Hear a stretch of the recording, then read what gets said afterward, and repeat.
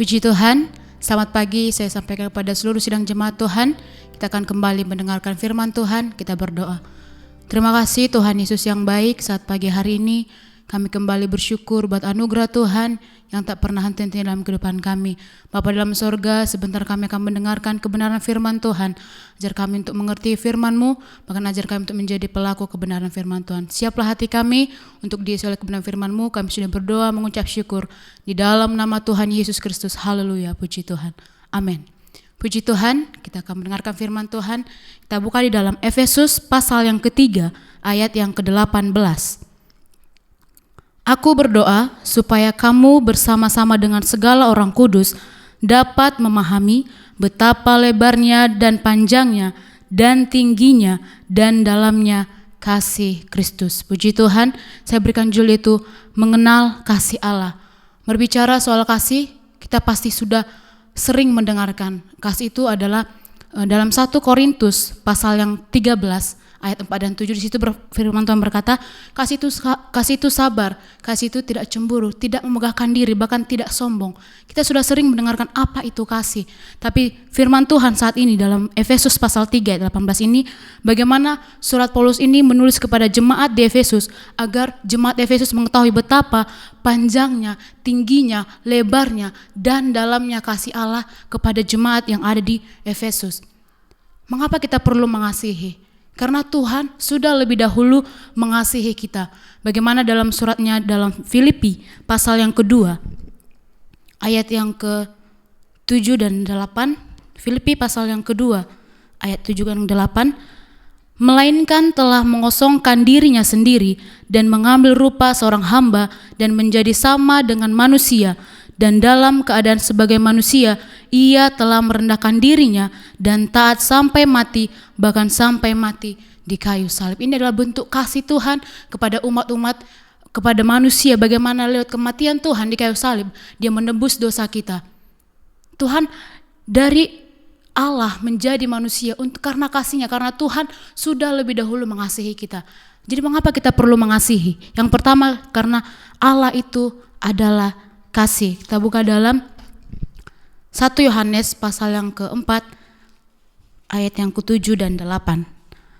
Saudara-saudaraku yang kekasih, marilah kita saling mengasihi, sebab kasih itu berasal dari Allah, dan setiap orang yang mengasihi lahir dari Allah dan mengenal Allah. Barang siapa tidak mengasihi, ia tidak mengenal Allah, sebab Allah adalah kasih. Allah sendiri adalah kasih.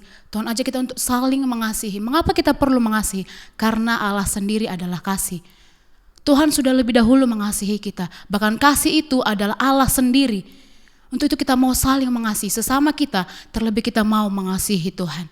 Yang kedua itu, kenapa kita perlu mengasihi? Karena kasih itu adalah perintah Tuhan. Kita buka dalam Yohanes pasal yang ke-13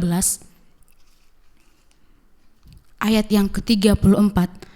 Aku memberikan perintah baru kepada kamu, yaitu supaya kamu saling mengasihi, sama seperti aku telah mengasihi kamu, demikian pula kamu harus saling mengasihi. Firman Tuhan memberikan perintah untuk kita saling mengasihi. Kita mau lebih mengenal kasih Tuhan. Karena Tuhan sudah lebih dahulu mengasihi kita. Kita perlu mengenal bagaimana kasih Allah yang dalam kehidupan kita. Kita pun sebagai umat-umat yang percaya, kita mau terus mengasihi Tuhan. Kasih itulah perintah. Firman Tuhan katakan, aku memberikan perintah baru kepada kamu, yaitu supaya kamu saling mengasihi. Firman Tuhan berikan perintah kepada kita untuk kita saling mengasihi. Karena kasih itu adalah Allah sendiri. Karena ini adalah perintah daripada Tuhan. Bagaimana kita mau terus saling mengasihi. Yang terutama itu kita mau mengasihi Tuhan. Berbicara soal kasih berarti kita memberi tanpa mengharapkan suatu imbalan. Bagaimana Tuhan lewat penebusannya di kayu salib memberikan itu adalah kasih yang secara cuma-cuma, memberikan dirinya untuk disalibkan karena Allah begitu mengasihi kita. Kita pun mau terus mengasihi sesama kita, terlebih kita mau mengasihi Tuhan.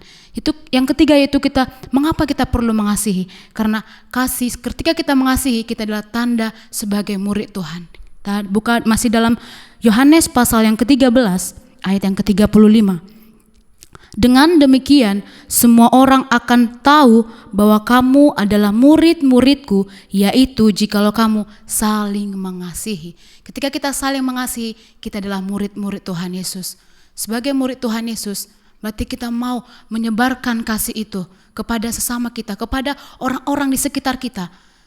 Karena kita sudah lebih dahulu merasakan kasih yang daripada Tuhan. Ketika kita sudah merasakan kasih itu, kita adalah sebagai tanda sebagai murid Tuhan Yesus. Dan kita mau menyebarluaskan kasih itu kepada orang-orang yang ada di sekitar kita. Karena kita adalah pengikut-pengikut Kristus. Ketika kita mengenal kasih itu, kita adalah murid-murid Tuhan. Itu sebagai tanda. Ketika kita saling mengasihi, kita adalah tanda sebagai murid Tuhan Yesus. Mari jemaat Tuhan yang diberkati Tuhan, kita mau terus lebih lagi mengenal kasih Allah lebih dalam. Bagaimana surat Efesus katakan, agar supaya bagaimana jemaat Efesus tahu betapa lebarnya, tingginya, dan dalamnya kasih Kristus kepada jemaat-jemaat Tuhan yang ada di Efesus. Kita pun sudah merasakan kasih itu lewat kematian Tuhan Yesus di kayu salib. Secara kematian yang cuma-cuma, kita sudah merasakan kasih itu. Dan kita mau menyebarkan kasih itu kepada sesama kita.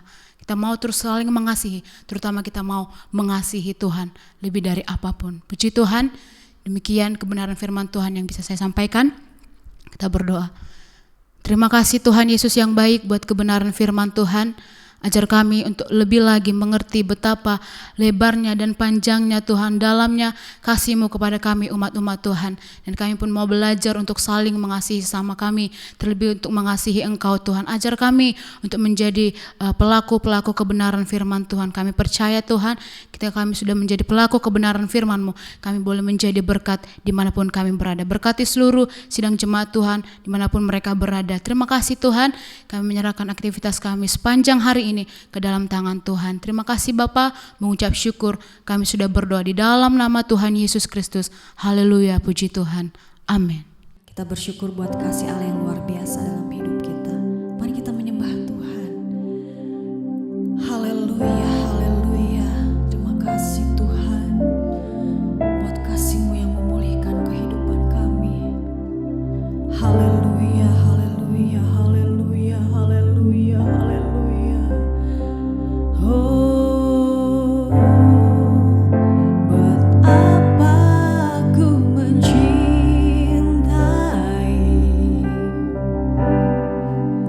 segala yang telah terjadi. Tak pernah sendiri jalani hidup ini, Kau selalu menyertai.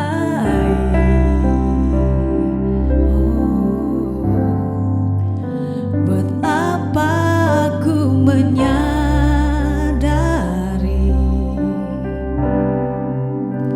di dalam hidup